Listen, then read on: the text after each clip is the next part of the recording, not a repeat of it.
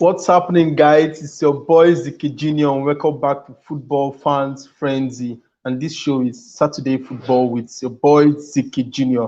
Unfortunately, today I don't think Boskilo will be joining. Hopefully, he joins us later.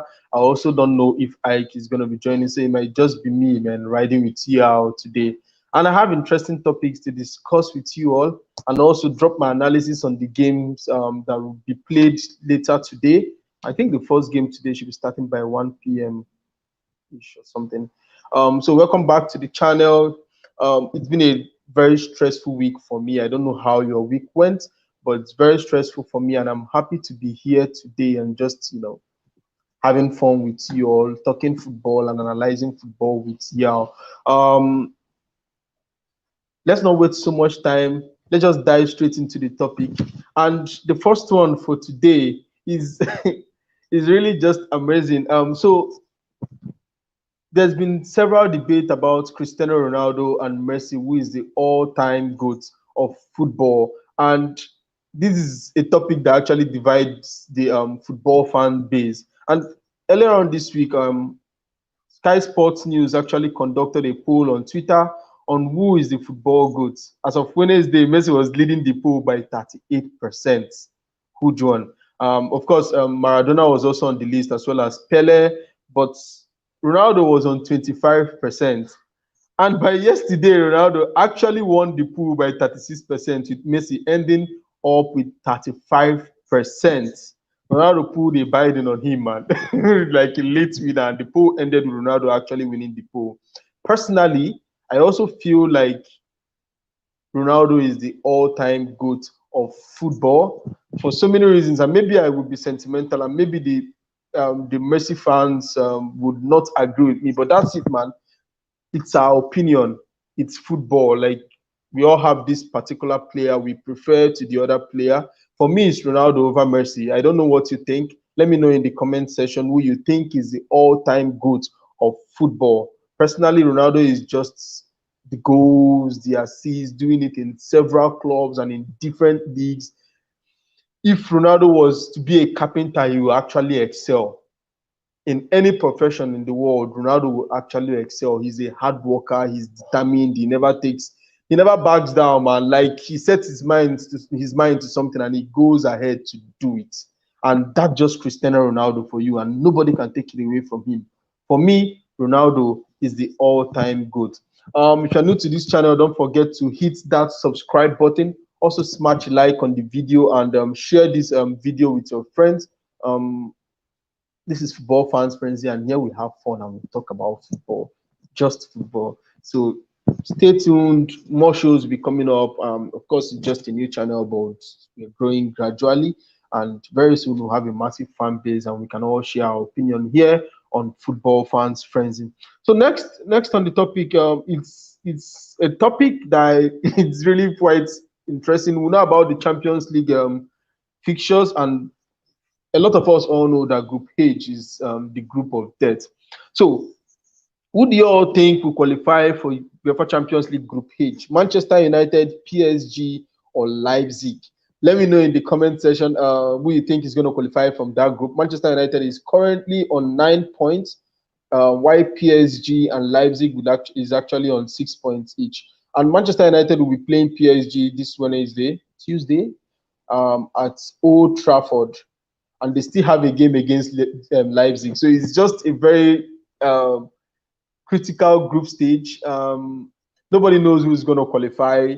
Manchester United, even with 9 points and they've not qualified yet, they need to pick at least a point from either PSG or Leipzig. And whichever way they need the group, then they will be needing 3 points to top that group. But we'll see what happens in the coming weeks. What will happen if Manchester United will be qualifying, if PSG will be qualifying, or if Leipzig will be qualifying. So, guys, just let me know what you think in the comment section.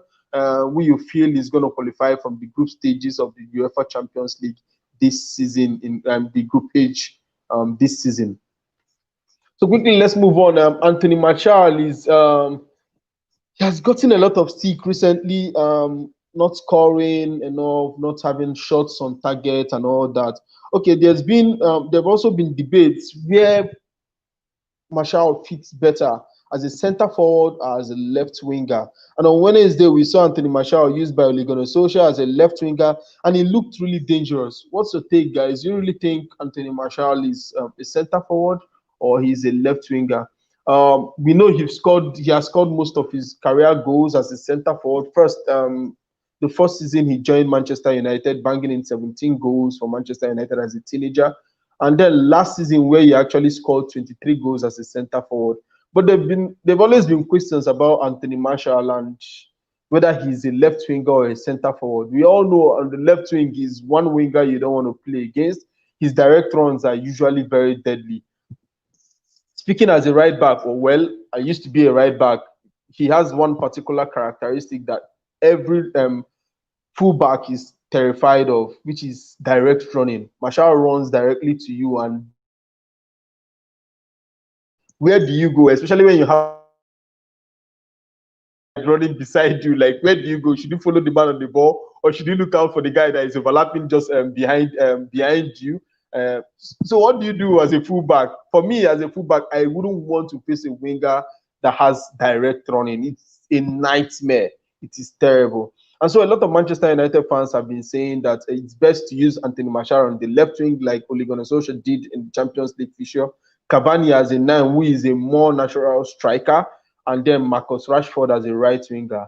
But let's see what happens in the coming weeks. What Ole Gunnar Solskjaer is going to opt for. Will he be pushing Anthony Martial to the left side, giving room for Edinson Cavani to play as a centre forward, and Marcus Rashford actually switching to the right wing? But we don't know what's going to happen. We're going to find out in the coming weeks what Ole plans to do, because the truth of the matter is we all know Ole is attached to Martial a lot. He likes Martial a lot as a player, as well as Marcus Rashford. But then you have a Cavani, a proven goal scorer, centre forward in your club. What do? You just have to play 3 of them. You have to find the balance and how to play 3 of them in every lineup. Of course, we know Cavani is old, and you cannot put him to play. You cannot play him every single game in the season. He's had injury worries in the last years, and he's quite old, so you really cannot subdue him to that kind of physicality of having to play every single game. And there are lots of games this particular season with very little time in between those games. So I feel it's left for the manager to find what is best. And don't forget that you have a Greenwood on the bench who would also be looking to start lots of games considering his performance last season. So we'll see what Ole Gunnar Solskjaer does in the coming weeks. One thing is for sure, Cavani will not be playing every game considering his injury record and also his age. It's best that Ole manages his team better and finds a way to actually take him out and bring him in when needed. But I really feel like Cavani will be a very essential player for Manchester United this season. But also for Anthony Martial, we'll see what he plays more. I think he's going to have game time as a centre forward when Cavani is not playing, and then he might have to be drifted down the left when Cavani is playing. Or maybe when Ole opts for a different formation, maybe a 4-4-2 formation, we might see him and Cavani pairing up front. But let me know, guys, where do you think Anthony Martial suits better, as a winger or as a centre forward? Then another controversial story this week came out. The English FA is actually going to be letting fans come back into the stadium. And this is a worry for a lot of football supporters. Like, okay, they actually categorize it into 3 tiers. The tier 1, of course, they've not had COVID-free situation for them to actually go into tier 1. Tier 1 involves having 4,000 fans in the stadium. Well, tier 2 has Fulham, Liverpool, Arsenal, Everton, Chelsea, Brighton, Tottenham, Crystal Palace, West Ham in that particular tier, and they are supposed to allow 2,000 fans into the stadium. Now, the final tier is the tier 3 with Manchester United, Man City, Burnley, Wolves, Newcastle, West Brom, Leicester City, Sheffield, Leeds, and Aston Villa. And this has brought a lot of controversy and a lot of division in the fan base. Like, why should some club actually play without fans in their home and others actually play with fans in their home? It's 2,000 fans, yeah, but it's a lot considering the situation. Like, fans are feeling like, if we all cannot have fans in our stadium, then let's all wait until it's safe for all the fans to come together. But having some people have fans in their stadium is like actually giving them an edge, where teams actually go to their home and you have to actually play against their fans too. And then when you have a home game, your stadium is still empty. So it's more like giving them the advantage over these other teams. But we'll see what happens. We'll see what the FA finally decides to see if I think maybe they should just create let 1,000 fans into the stadium for the tier 3 or something.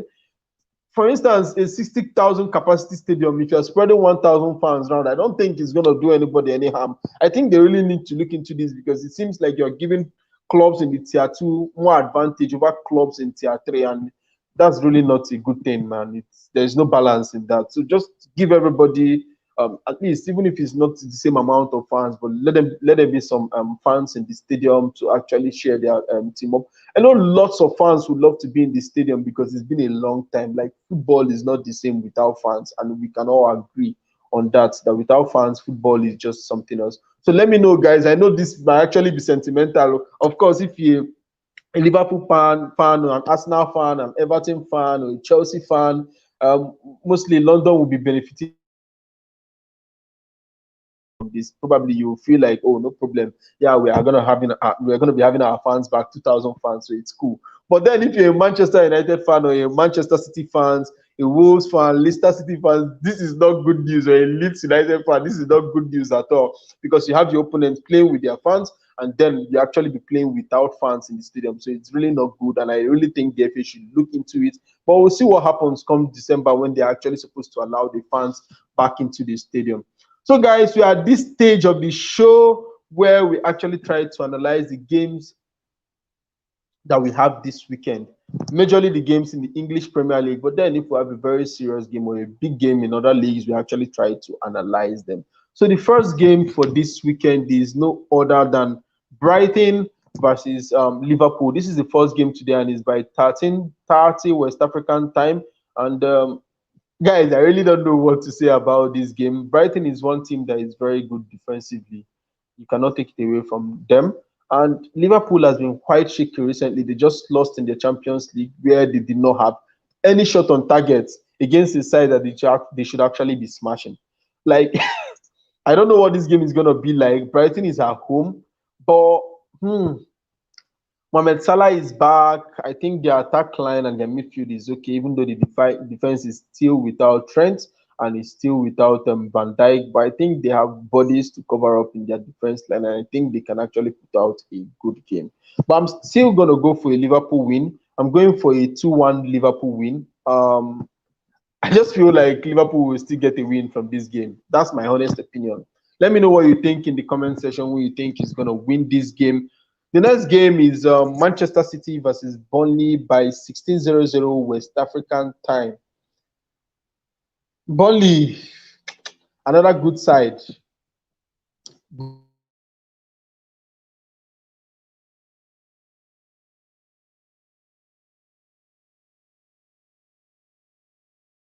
Good side also defensively and recently.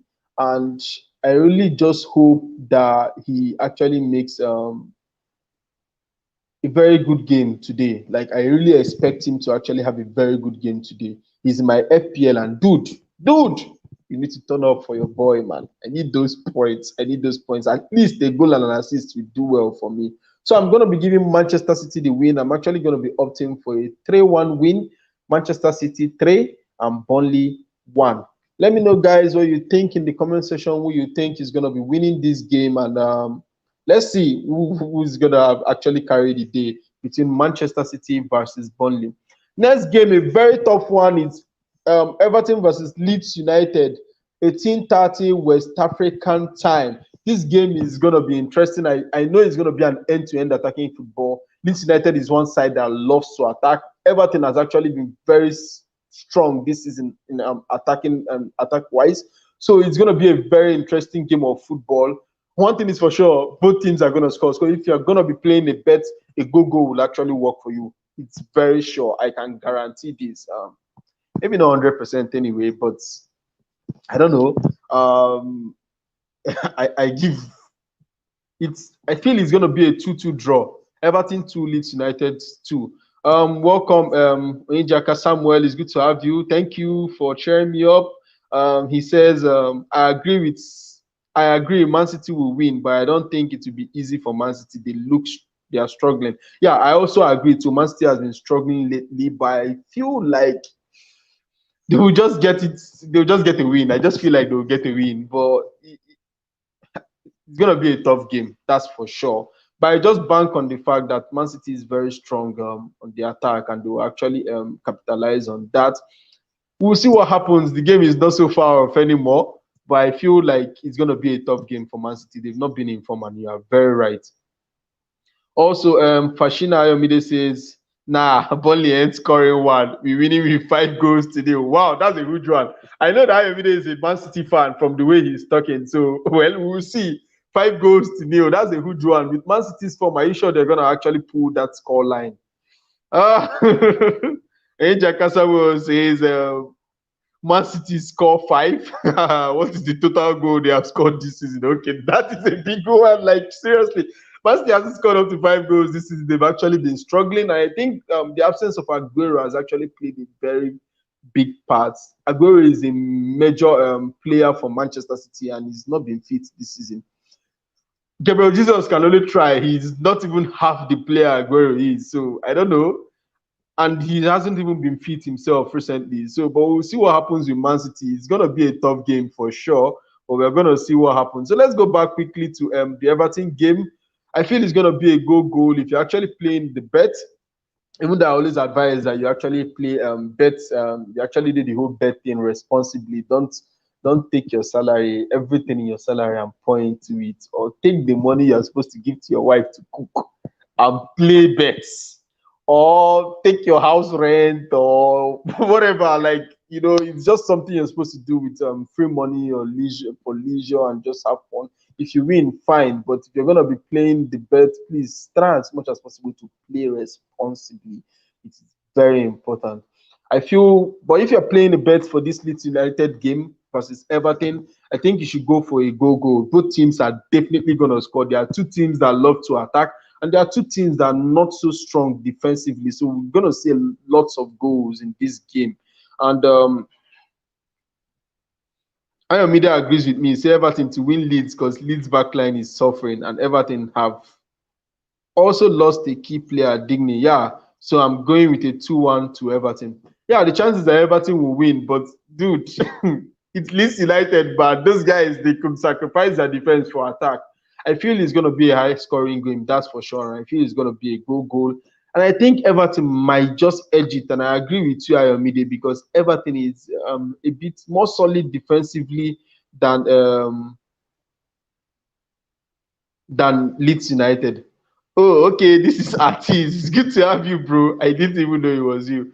But I feel you are right. Everton might just edge this game with a 2-1 win, so it's a good thing. Samuel says Leeds creates lots of chances. That's true. That's legit. As in, Leeds United create lots of chances, and Bamford has actually been very good this season.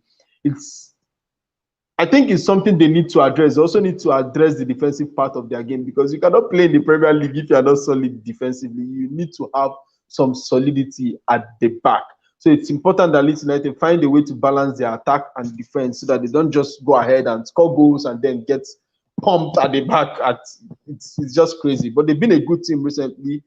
Since they came into the Premier League this season, they've actually troubled lots of big teams, and they've been amazing to watch. The attacking Bisa is one coach that loves to attack, but I think he needs to do something about his defense line anyway. Someone says, honestly, I don't know which to go on. Everton versus Leeds game. If you're playing bets, please just do goal. That's for sure. It's gonna go in. Or you can do over 2.5. It's definitely gonna go in, because there'll be lots of goals in this match. Trust me. There'll be lots of goals. Both teams love to attack, and both teams are not very good defensively. So we're going to see goals in this game. Hopefully, Calvin Lewis scores for me because he's in my FPL. And Bamford also scores on the other end. So a goal should actually work with these two strikers scoring, because I have both of them in my FPL. A very terrible decision, but there was nothing I could do. Just one of those weekends. I'll just be very lucky if I get 40 points this weekend or 50 points from the game week. But we'll see what happens. Hopefully, I post my results next week. Oh, but it's embarrassing, man. I'm definitely gonna leave it out. I hope I actually get something in this game week. Next game is 21:00 West African time. West Bromwich Albion versus Sheffield United. This is one game that when I was actually preparing for the show, I was quite confused about. Good teams. Well, Sheffield United has been terrible this season, that's for sure. Sheffield has been very terrible this season.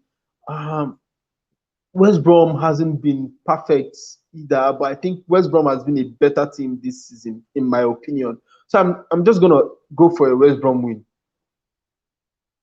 1-0 West Brom. That's my prediction. 1-0 West Brom. I think West Brom will win 1-0. Sheffield has not been scoring goals, so I really don't tip them to score. Hopefully, we'll see. you are you kidding me? Seriously? I was say that I also captained Bamford this year, and I have Bamford. Oh, you captain this year and you have Bamford. Wow, let's see what Cavalier is done for you, do for you this weekend. I hope it works out for you. I have both of them, but none of them is my captain anyway. I captain Bruno Fernandes, and I vice captain De Bruyne. I think so. Yeah, but not Calvin Lewin and not Bamford, but I have both of them. For those of us that have both of them as our strikers, then we just hope that this game actually go both ways with the two strikers scoring, and then it's going to be an amazing game week. That's all I can say. Not talking about that game anymore, but it's scary. It's scary. If I had my way, I would have actually changed, maybe gotten another striker or something, and not just have both of them, because if it's going to go bad, it's going to go very bad. I mean, this is West Brom has an edge over Sheffield, so 1-0 West Brom. Yeah, thank you for agreeing with me. 1-0 West Brom. I don't think there'll be lots of goals in that game, but I feel West Brom will actually just edge it.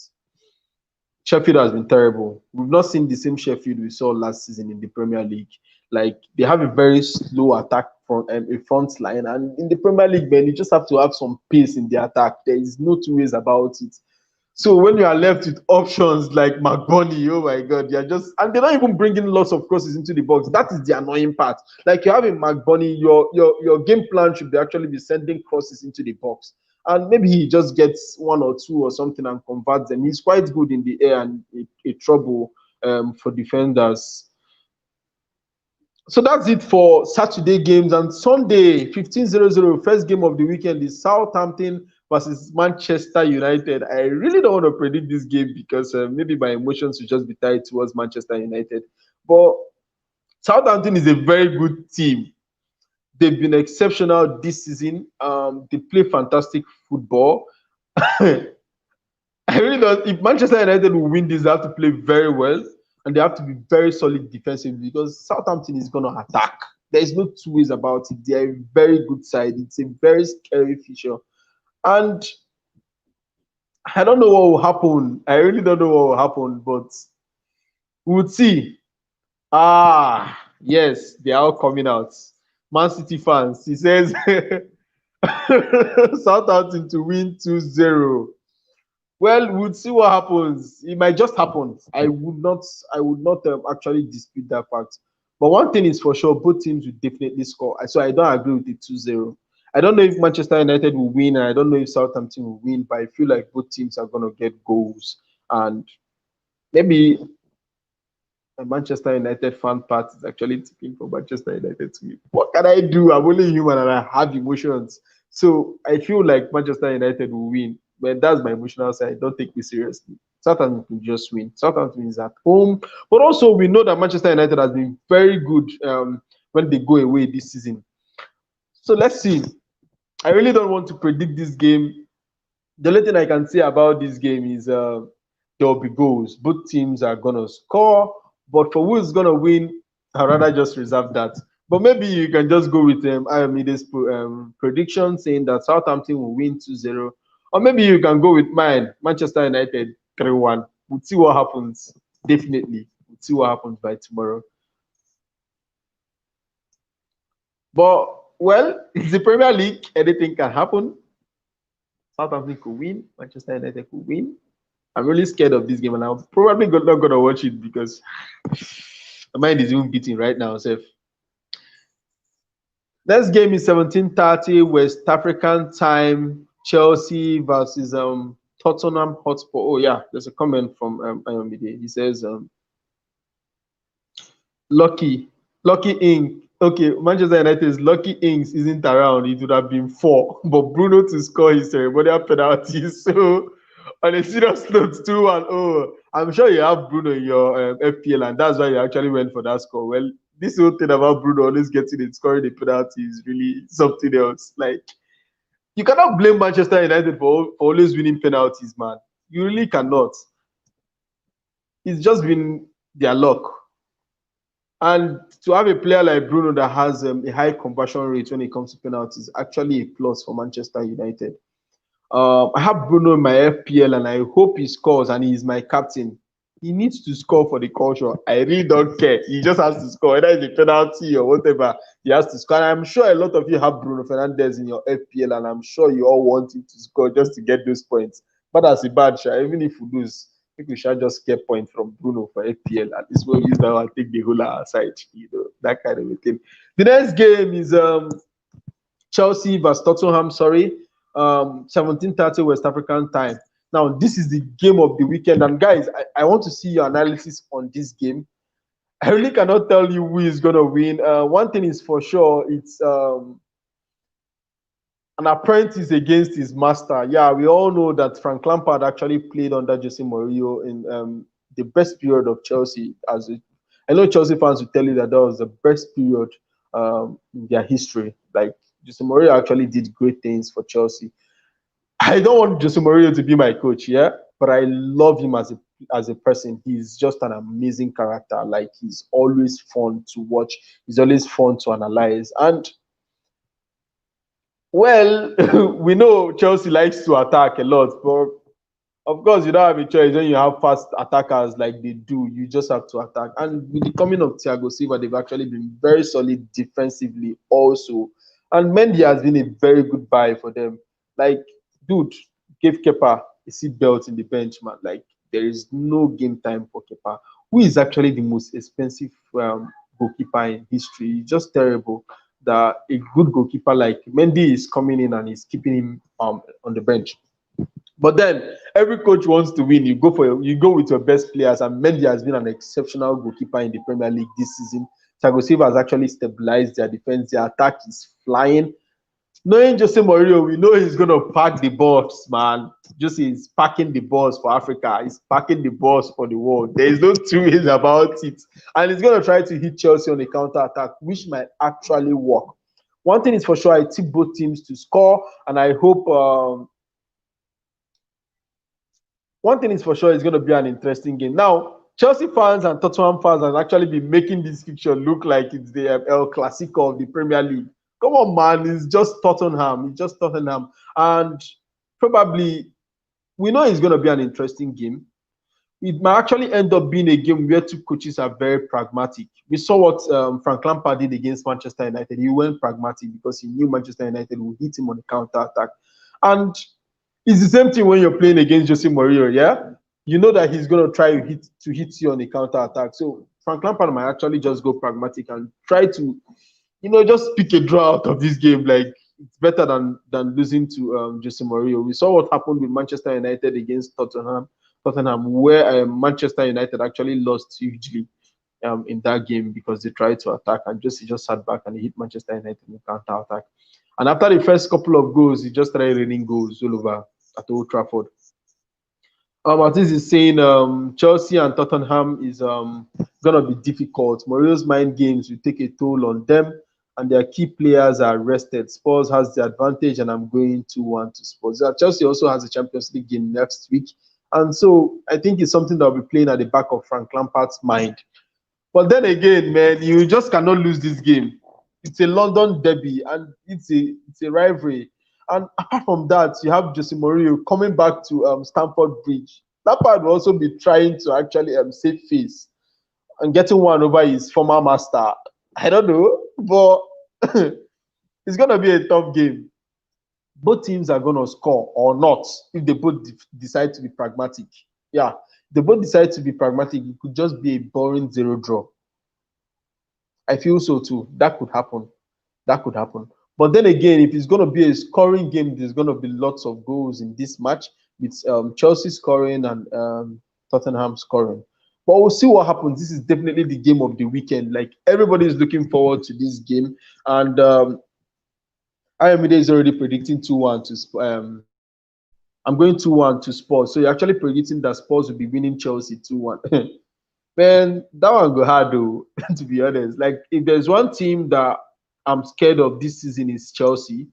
I actually put it up on my WhatsApp status that Chelsea is going to win the league, and I got a lot of backlash from Liverpool fans, from Manchester City fans. But that's what I feel. I feel like Chelsea is going to win the league, and they've just been very good. The attack is potent. Oh, that word sounds weird, but they've actually been good. The attack line has been very good. Their midfield has been quite okay. Their defense line have been good. Chilwell has been a very good addition to the Chelsea team, and they look like a team that will just do well. His card well, he might just be winning his first Premier League trophy as a coach.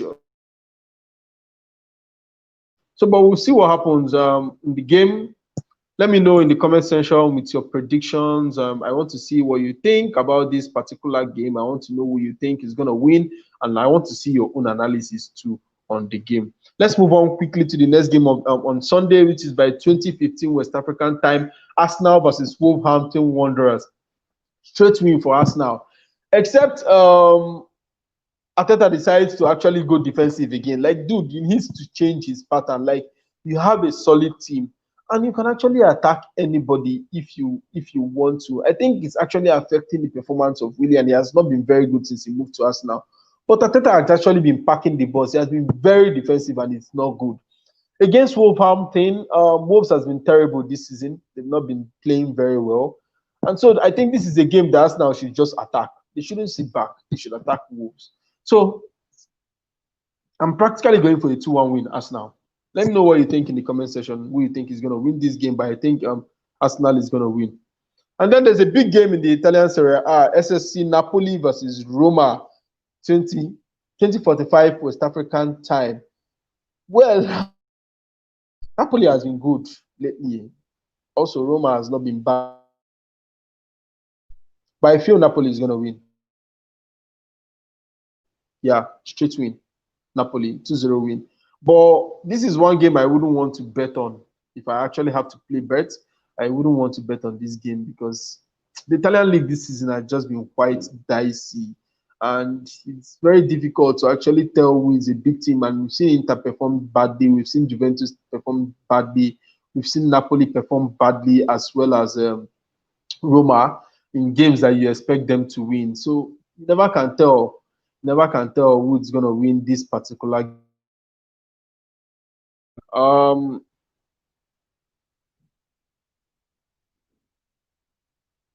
Amide says that Teta would pack the bus against a struggling Wolves. I'm going for a one-all draw.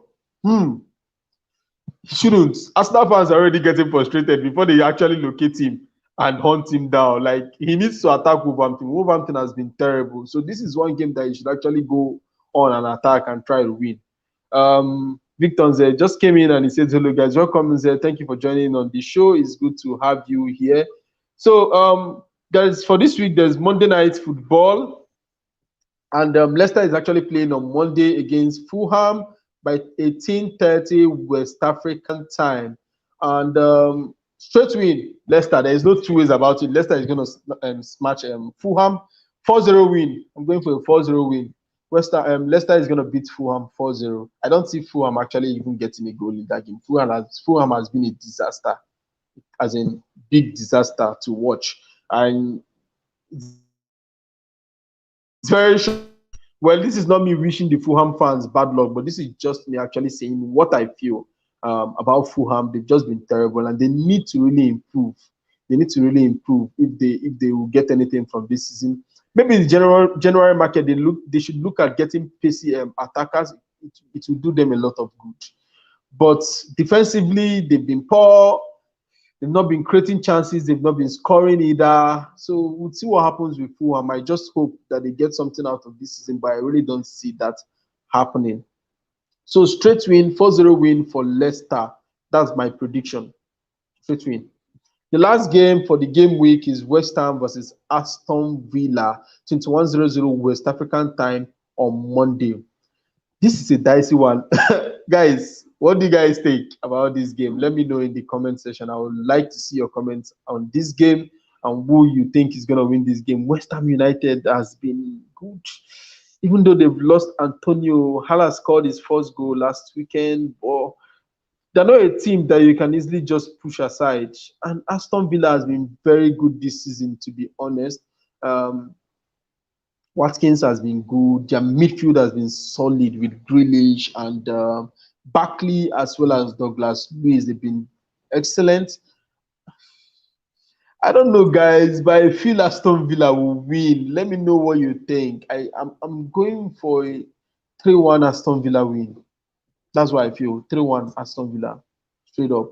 And I hope it happens that way. I hope also Konsa scores. He's actually been scoring recently. For a defender, he's been quite good.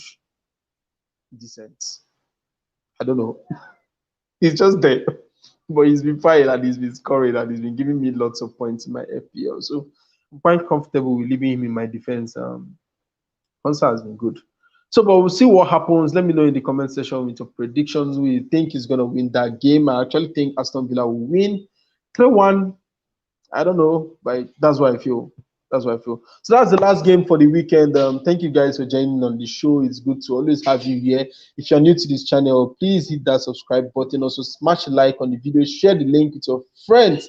And leave a comment down below. I want to see your comments flowing in the comment section. Also, don't forget to follow me on Twitter, on Facebook, and on Instagram. Football Fans Friends. You just search Football Fans Friends, then you'll find me. And I also follow you back once you follow me. So call it a follow for follow, but man, I like to communicate with my fans. I like to communicate with people in this community. So follow me on Twitter, on Facebook, and on Instagram. And I'm definitely gonna follow you back. Thank you, Ayo, for joining in. Thank you, Zen. Thank you, Samuel, for joining in live on the show. It's been fun to have you guys. And don't forget to drop your comments on the other predictions. See you guys in my next video. And just want to apologize on behalf of Boss Kunle and Ike. It's just unfortunate they could not make it here today. But hopefully next Saturday they'll be here and they will tell us why they missed the show. Like, I know you all like to see them on the show. So, well, it's live. You cannot count on people always being available because life gets busy and we get committed with other things. But it's always fun to have them on the show.